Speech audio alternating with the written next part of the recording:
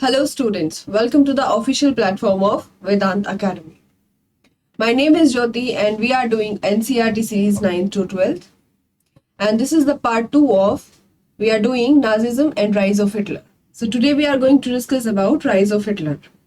कल की वीडियो में हमने देखा था कि हिटलर को कैसे अभी कल की वीडियो में हमने देखा था कि कैसे नाजिज्म वहां पर फैलता जा रहा था और उसके बाद फिर हमने सेकेंड वर्ल्ड वॉर और फर्स्ट वर्ल्ड वॉर के परिणाम देखे थे कि जर्मनी पर किस चीज का इफेक्ट पड़ा था और कैसे जर्मनी एक गर्त में पहुंच चुका था।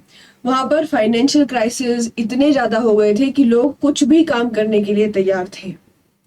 किसी के पास पैसा नहीं बचा था, चाहे वो कोई अमीर हो या गरीब हो, जर्मनी में सबकी हालत एक ही जैसी हो गई थी।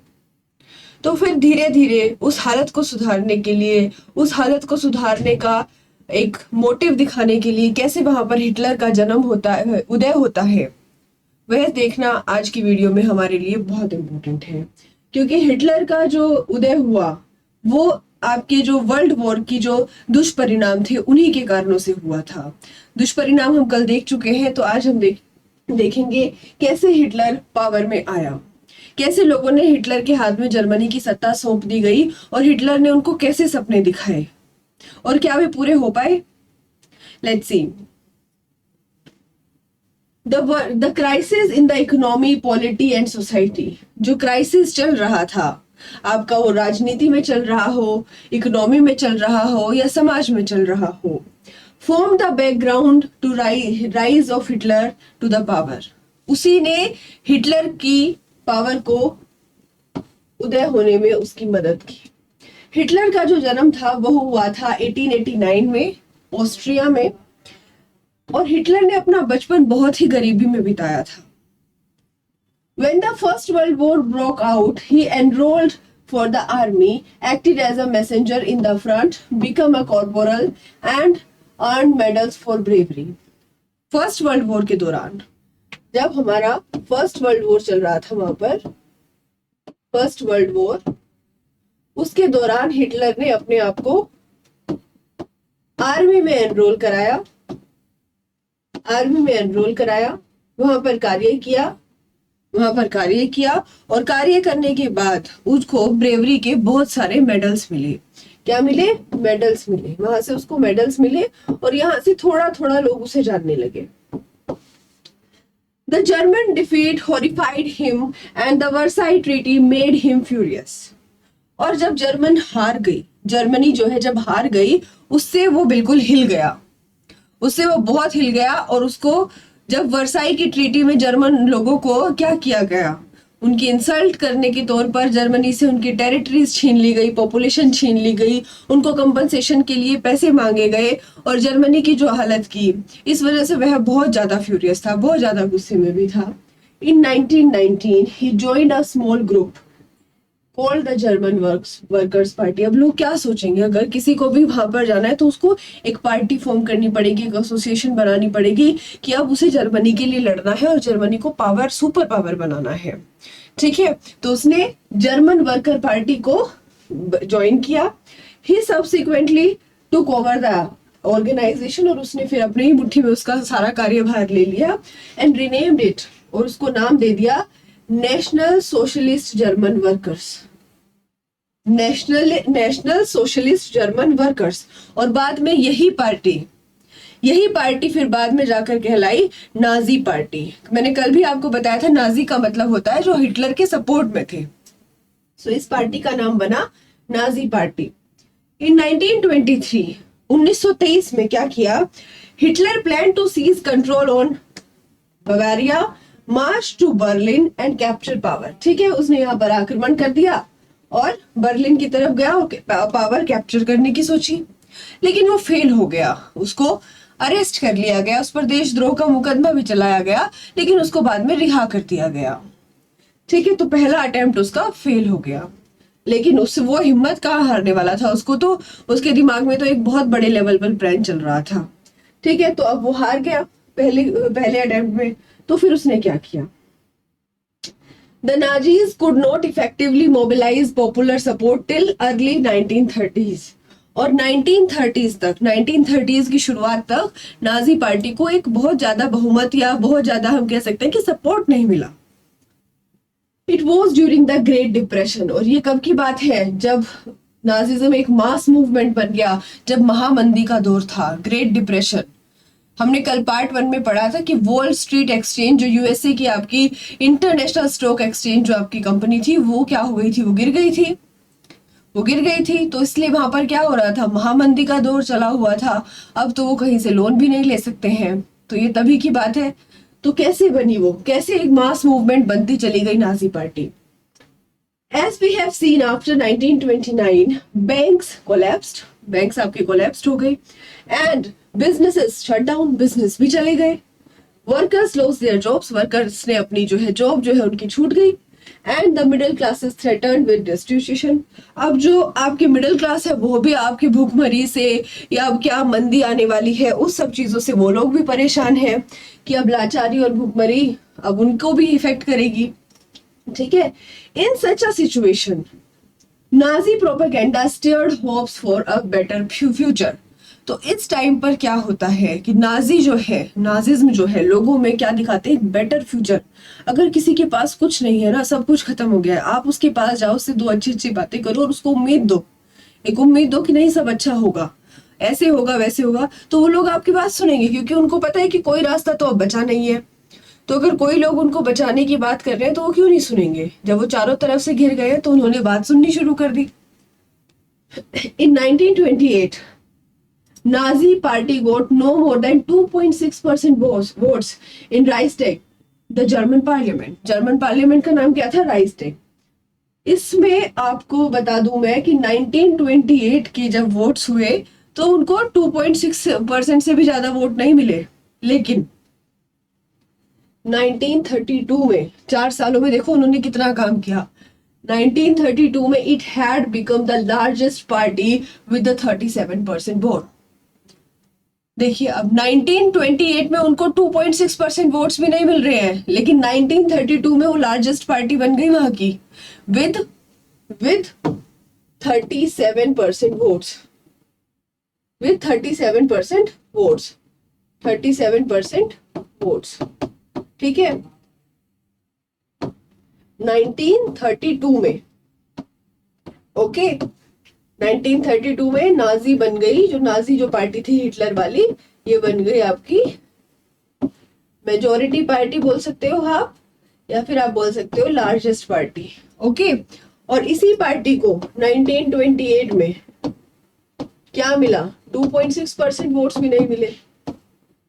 तो इससे एक अगर हम देखें कि इंसान को कभी हिम्मत नहीं हारनी चाहिए, हालांकि उसका उद्देश्य गलत था, लेकिन अगर जनरली भी आप देखते हैं कि आपका किसी अटेम्प्ट में नहीं हो पा रहा है तो हिम्मत मत हारिए, अगर आप मेहनत करोगे तो जरूर सफलता मिलेगी। ठीक है, लेकिन कार्य करना पड़ेगा। ऐसे थोड़ी कि नाजी लोग बैठ गए कि ठीक है 2.6% वोट भी नहीं मिल रही है, लेकिन देखिए 4 साल बाद सबसे बड़ी पार्टी बन गई, और फिर तो उन्होंने क्या क्या किया वो आप सब देखोगे। बस आपको ध्यान से सुनना है, एक कहानी आपके मन में बननी चाहिए कि जर्मनी में आप पहुंचे हुए हो। जब यहाँ पे हम बात कर रहे हैं तो आपके दिमाग में जर्मनी चलना चाहिए, वहां पर कि कैसे लोग जा रहे हैं, कैसे लोग इकट्ठा हो रहे हैं, तभी मजा आएगा आपको, वरना तो हिस्ट्री वैसे ही बोरिंग लगता है। Hitler was a very powerful speaker, his passion and his words moved people. इतना जबरदस्त स्पीकर हिटलर था कि लोगों को हिला के रख देता था। जब बात करता था तो लोग उसके प्रति क्या होते थे, आकर्षित होते थे।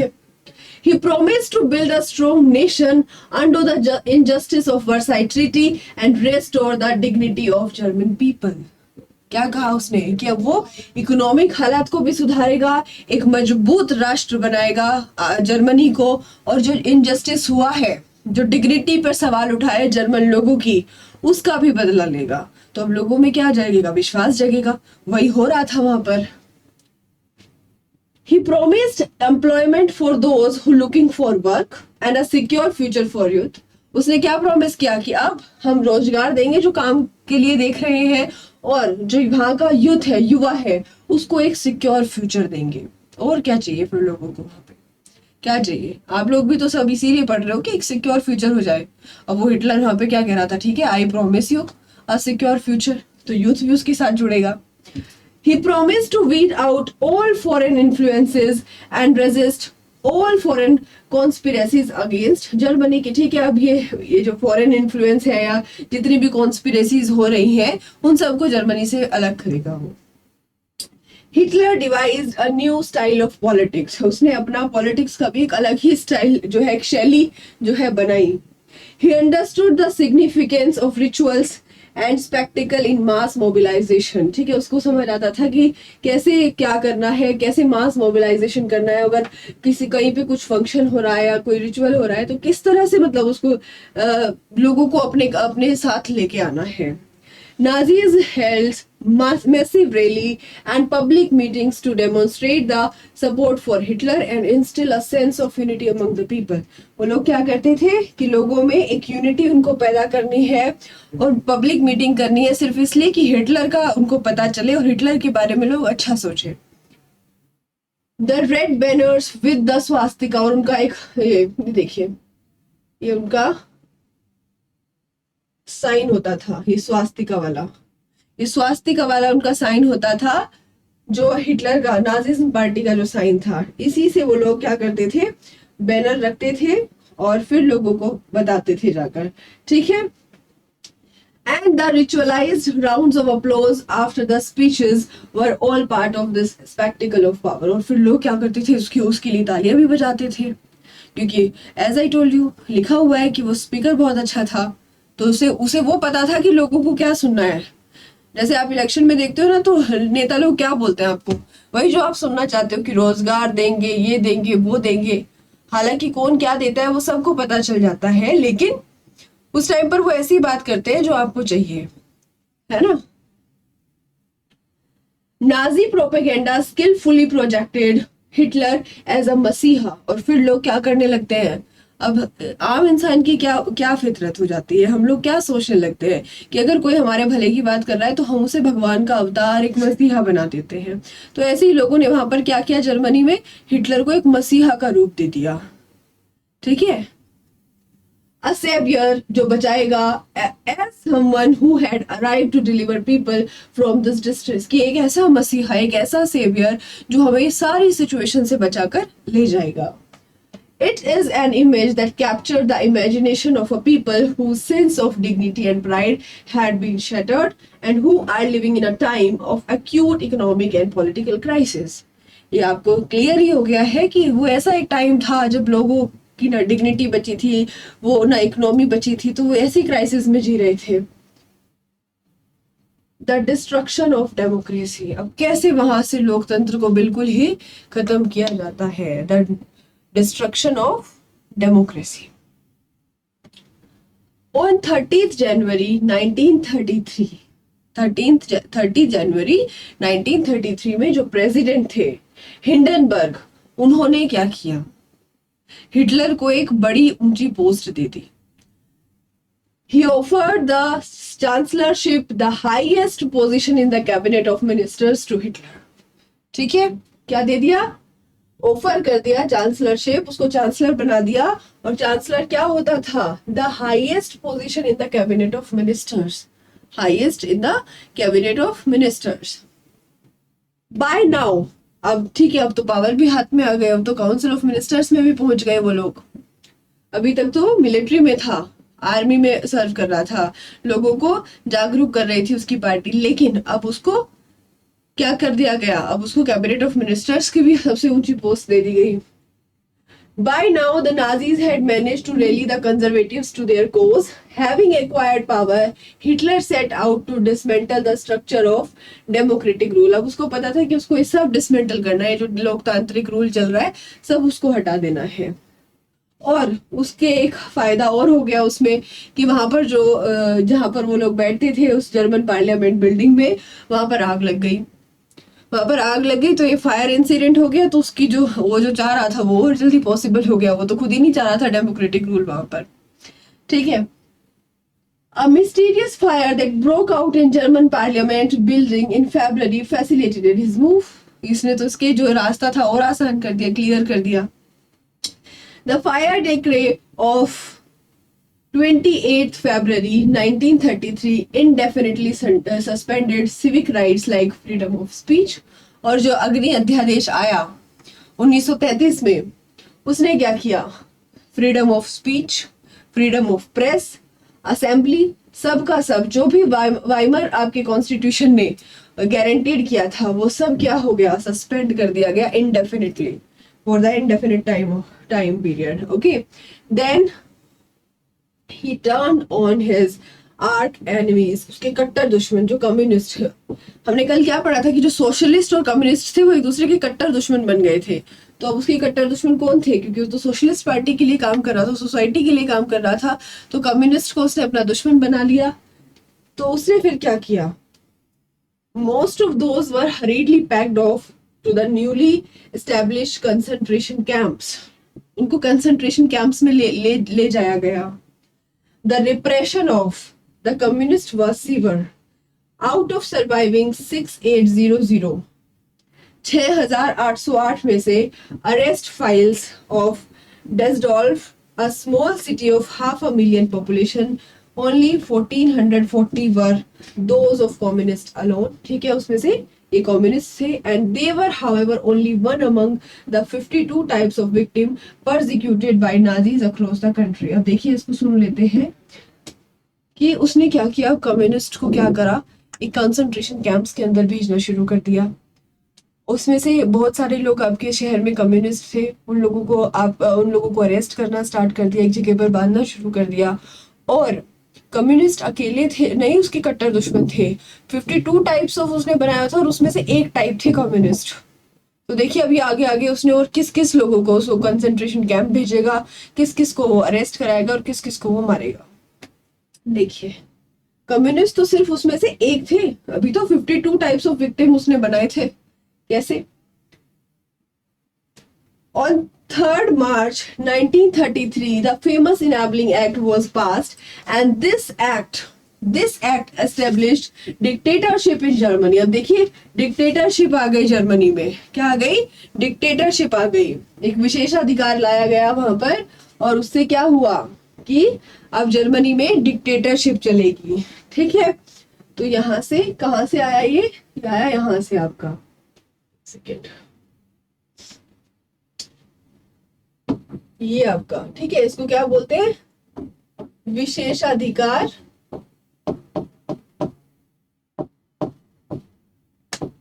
अधिनियम.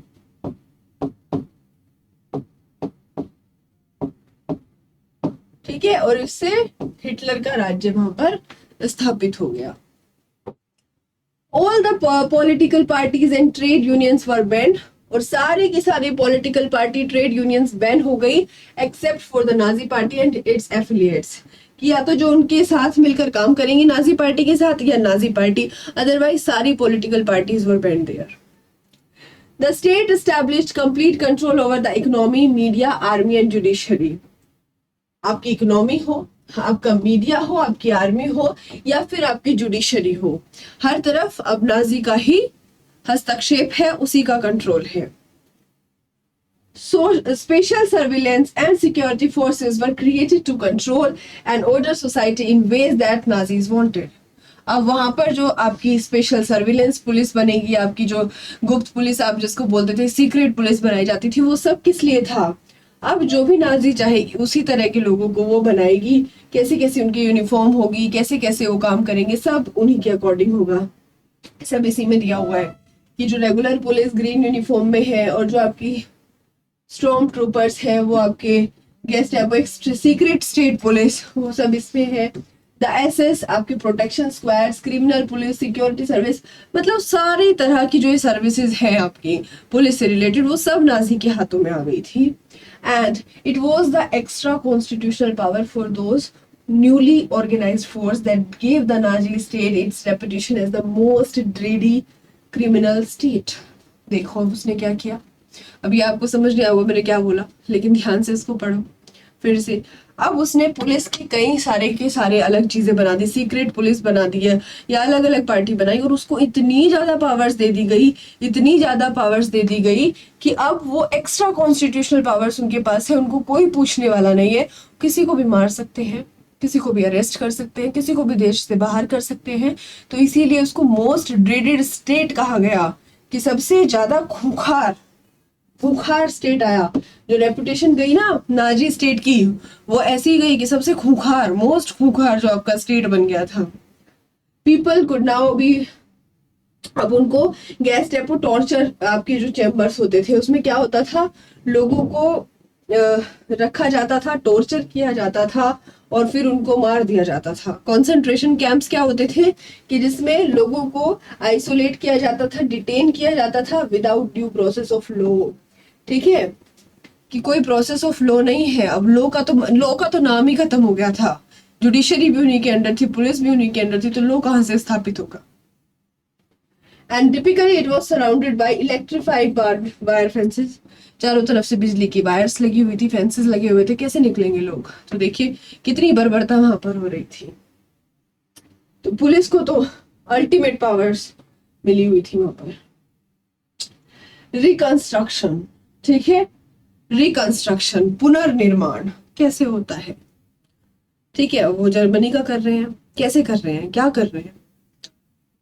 Hitler assigned the responsibility of economic recovery to the economist Schacht, who aimed at full production and full employment through a state-funded work creation program.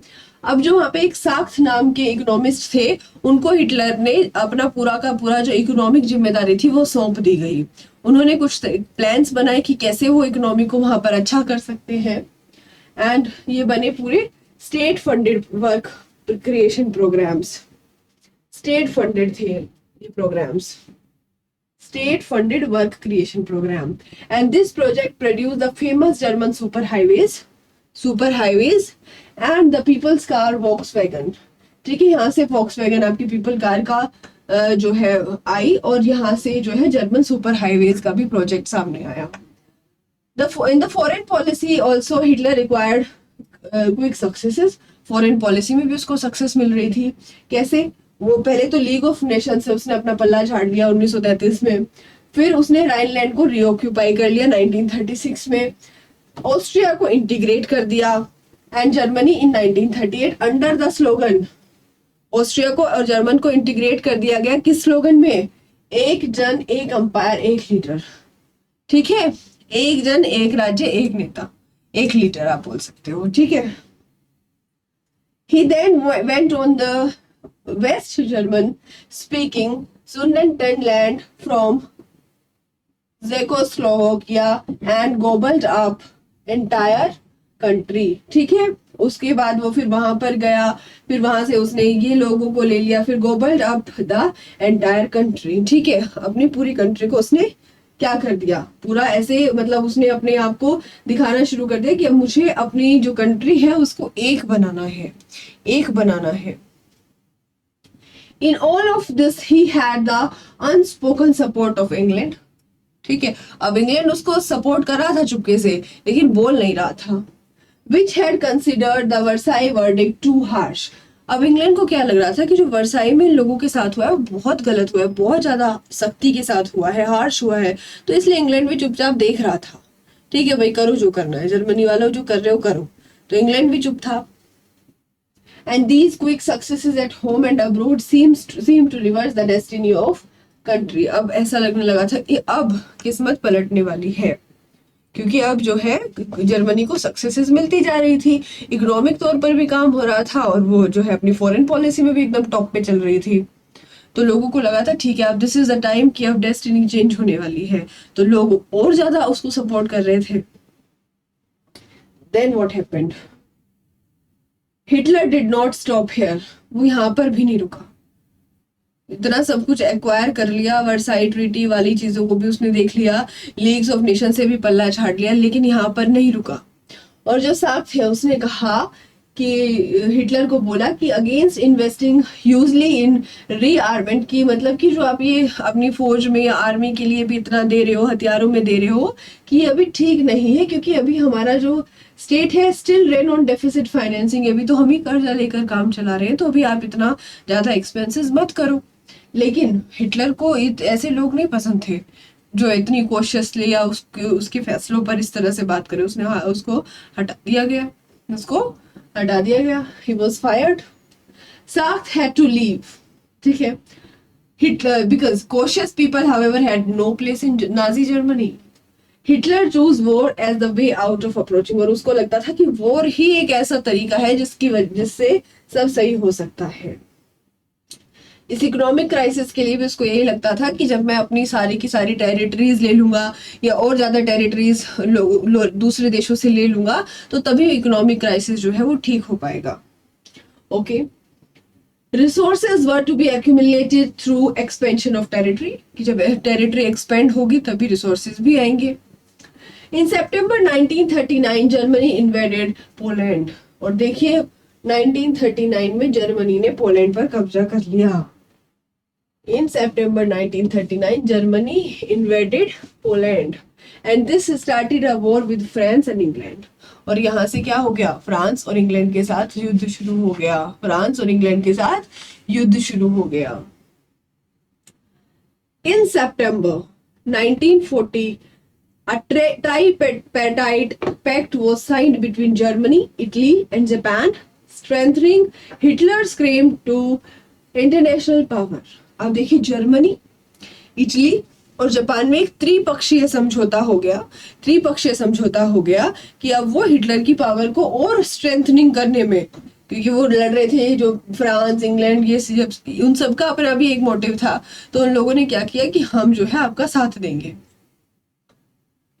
सो ये जो ट्राइपेट्राइट पैक्ट साइन हुआ था वो साइन हुआ था जर्मनी,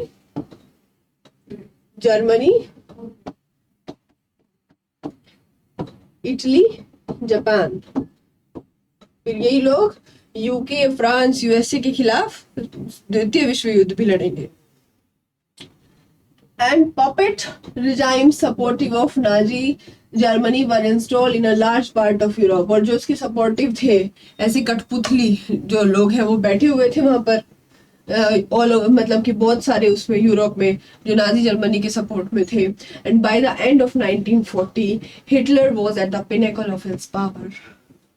और 1940 के एंड तक हिटलर अपनी पावर के एक शिखर पर था.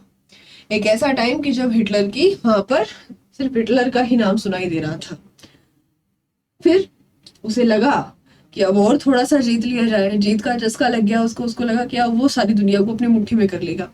ऐसा थोड़ी होता है, अभी तो यूएसए आया ही नहीं है. यूएसए आएगा तो फिर क्या करेगा. देखो, Hitler now move to achieve his long term aim of conquering eastern Europe. अब उसे ईस्टर्न यूरोप भी चाहिए. He wanted to ensure food supplies and living space for Germans. उसे लगता था कि जर्मन्स को और ज्यादा स्पेस चाहिए, या जर्मन्स को मैं सबको एक साथ इंटीग्रेट कर दूं, आसपास का सब ले लूं, जिससे कि जर्मन लोगों को इधर उधर नहीं जाना पड़े और जर्मन का जो इलाका है वो अपनी कल्चरल चीजों से जुड़े हुए रहे, अपनी मिट्टी से जुड़े हुए रहे. ही अटैक द सोवियत यूनियन, और सबसे बड़ी गलती कर दी उसने, सोवियत यूनियन पर उसने अटैक कर दिया 1941 में. सोवियत यूनियन वाले भी तैयार बैठे थे, आ जाओ भाई. इन दिस हिस्टोरिक ब्लंडर, और यह ब्लंडर तो उसने कर ही दिया, Hitler exposed the German Western Front to British aerial bombing and the Eastern Front to the powerful Soviet. अब वेस्टर्न साइड तो ब्रिटिश से गई उसकी, और ईस्टर्न साइड उसकी सोवियत आर्मी से गई. The Soviet Red Army inflicted as a crushing and humiliating defeat on Germany at Stalingrad. क्या हुआ अब, मतलब बुरी तरह से हराया उन्होंने. After this, Soviet Red Army hounded out retreating Germany soldiers until they reached the heart of Berlin, established Soviet hegemony over the entire Eastern Europe for half a century thereafter. अब देखिए, सोवियत संघ की जो आर्मीज थी, जब तक Germany के लोग बर्लिन के केंद्र में आकर नहीं पहुंच गए, बर्लिन तक नहीं पहुंच गए, तब तक उनका पीछा किया, उनको मार दिया, या फिर उनको वहां से भगा दिया गया. और इस घटना की वजह से, इस हिटलर के इस ब्लंडर की वजह से जो सोवियत यूनियन था, फिर उसकी हेजेमनी क्रिएट हो गई all over the eastern Europe. अब वो एक पावरफुल राज्य की तरह उभर कर आ गया. देन मीनवाइल, अब जापान जो है, जापान भी एक साथ कर रहा है. अब जापान ज्यादा सुपर पावर ना हो जाए तो यूएसए आ गया. Meanwhile, the USA had resisted involvement in the war. पहले उसने मना कर दिया. It was unwilling to once again face all the economic problems that the world war has. First world war had cost, USA क्या चाहता था, वो बहुत स्मार्टली खेल रहा था कि अब पहले वर्ल्ड वॉर के बाद जो हुआ था, इतना बुरी हालत उसकी हो गई थी इकोनॉमिकली, वो दोबारा घुसना नहीं चाहता था उसके अंदर, लेकिन उसे मजबूरन घुसना पड़ा। क्यों? But it could not stay out of the war for long because Japan was expanding its power in the east. East में जो जापान है वो अपनी पावर को बढ़ा रहा था। उसने क्या किया, उसने फ्रेंच इंडो चाइना पर कब्जा कर लिया और was planning attacks on US naval bases in the Pacific। और प्रशांत महासागर में वो क्या कर रहा था कि यूएस की जो नेवल बेसिस है उस पर हमला करने वाला है।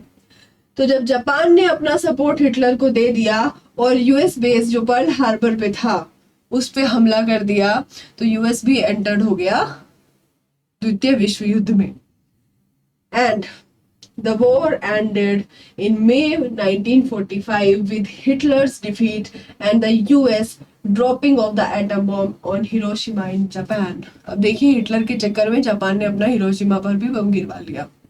ठीक है, तो वॉर कब खत्म हुआ? वॉर खत्म होता है आपका 1945 में।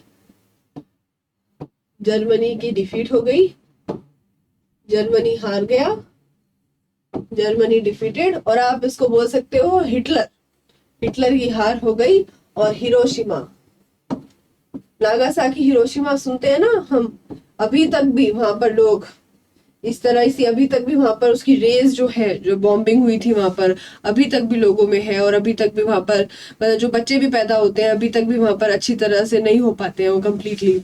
तो ये सिर्फ उसी की रेज की वजह से हुआ है। तो ये सब गलती किसकी थी कि जब जापान ने हिटलर का सपोर्ट किया और यूएस के बेसिस पर हमला करना शुरू किया, तो फिर यूएसए ने क्या किया था, हिरोशिमा पर बमबारी कर दी गई थी, एटॉमिक बम छोड़ दिया गया था और जिससे वो पूरा का पूरा शहर क्षतिग्रस्त हो गया था। From this brief account of what happened in the Second World War, we now return to the Helmut and his father's story, a story of Nazi criminality during the war। अब देखिए हमने शुरुआत कहाँ से करी थी? हमने शुरुआत की थी कि एक बच्चा है वो अपने माँ बाप की बात सुन रहा है कि अब हिटलर हार गया है और हम हिटलर के सपोर्टर थे। अब हिटलर के जो सपोर्टर थे उनको ये डर था कि अब दूसरी जो पावर्स आ गई है, एलाइज पावर, अब उनके साथ भी वो इतनी ही बुरी तरह से व्यवहार करेंगे जैसे उन्होंने किया था। तो हम वापस वहीं पर घूमकर पहुंच गए हैं, बिकॉज हम क्या कर रहे थे, हम उसके पीछे की घटनाओं को समझ रहे थे कि वो इतने डरे हुए क्यों थे। So this was about the part 2 of this video, जिसमें हमने जाना कि कैसे हिटलर का उदय हुआ और कैसे हिटलर की हार हुई सेकेंड वर्ल्ड वॉर में, क्या क्या उसने किया, कैसे कैसे वो करना चाहता था, तो वो सब हमने इसमें पढ़ा है। In next part we will discuss about the world view of Nazi, कि कैसे वो सोचते थे, क्या व्यू था वर्ल्ड वाइड, उनका क्या व्यू था, किस तरह से वो काम करते थे। This what we are going to discuss in the part 3 of this video. And I hope अब आपको समझ आया होगा कि हिटलर ने कैसे वहां पर अपना मतलब कि एक कहते हैं कि परचम बनाया, कैसे लोगों को इकट्ठा किया और कैसे जर्मनी को फिर से उसने उसी अंधकार में ले जाकर छोड़ दिया जहां से वो पहले ही नहीं उभर पाए थे। तो आई थिंक आपको समझ आया होगा ये सब चीजें। And if you like the video then please do like, share and comment. Thank you, have a nice day.